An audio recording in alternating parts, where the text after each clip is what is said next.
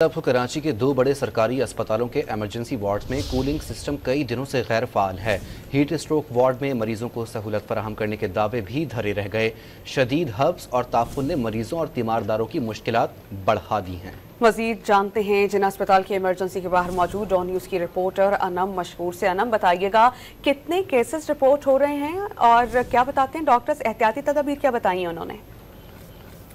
बिल्कुल, इस वक्त मैं जिन्ना अस्पताल की इमरजेंसी में मौजूद हूँ। हुकूमत के बड़े बड़े दावे हैं कि हीट स्ट्रोक के जो मामलात हैं इस हवाले से खुसूसी इकदाम किए गए हैं। हीट स्ट्रोक वार्ड भी कायम कर दिया गया है, लेकिन उसके बावजूद यहाँ जो तीमारदार हैं और जो मरीज़ हैं गर्मी में प्यासे बैठे हैं, पानी खरीद के पीना पड़ रहा है। इस वक्त हमारे साथ एक ऐसे तीमारदार हैं जो अपने वालिद को लेकर अस्पताल इमरजेंसी में आए हैं। वो भी कह रहे हैं कि पानी की शदीद किल्लत है। जी बताइएगा कि क्या परेशानी देख रहे हैं पानी के हवाले से? ठंडा पानी मिल रहा है मरीजों को?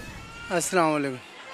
बस जी, पानियों की बहुत किल्लत है और पानी एक सदका है, पानी एक बहुत बड़ी अल्लाह की नेमत है। यकीन मानो हम ये हमारे साथ ये बच्चा भी आ गया और भाई हम वहाँ बाहर गए, एक टूटी लगी हुई थी, एक भाई वहाँ जो है ना वो कूलर भर रहा था, तो उसकी हमने मेहनत करके पीछे किया कि सारी लाइन लग गई पानी के लिए। पानी की बहुत किल्लत है। ठंडे पानी का कोई इंतजाम मरीजों के लिए आपने देखा? नहीं है, कोई इंतजाम नहीं है। जी बिल्कुल, यहाँ पे तीमारदार हैं जो कि बता रहे हैं किस तरीके से उन्हें परेशानी का सामना करना पड़ रहा है। मेरे साइड पे आप देख सकते हैं कि लोग अपने घरों से कूलर लेकर आए हैं और बैठ के उससे पानी वो पी रहे हैं और साथ साथ उन्हें मरीजों के लिए पानी बाजार से खरीद के पीना पड़ रहा है। जी बहुत शुक्रिया ना मशकूर।